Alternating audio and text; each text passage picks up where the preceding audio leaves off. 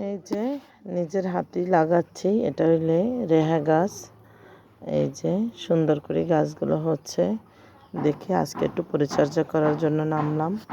অনেক বনের ভিতরে এগুলো উঠতে পারতেছে না, তাই দেখি কি কত দূর কি করা যায়, চেষ্টার জন্য নামলাম।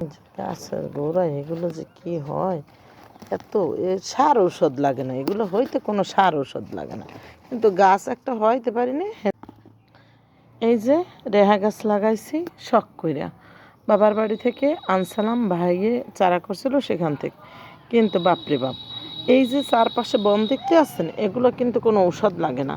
এই যে কিছু বন্যলতা হইব, তারপরে আপনার বন হইব, এই যে আপনার কচু হইব, এগো সার ঔষধ দেয় কি? হ্যাঁ, এগো সার ঔষধ লাগে না, এরা এমনি এমনি অনেক হইতে পারে। এই যে বন্যলতাগুলো সব গাছগুলোর পেঁচাই রাখছে, সব গাছগুলো একদম করে রাখছে।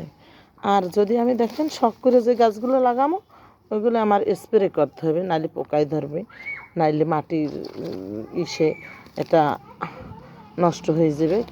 এই সেই নানান পথ করে পারে নাকি গাছ লাগাতে।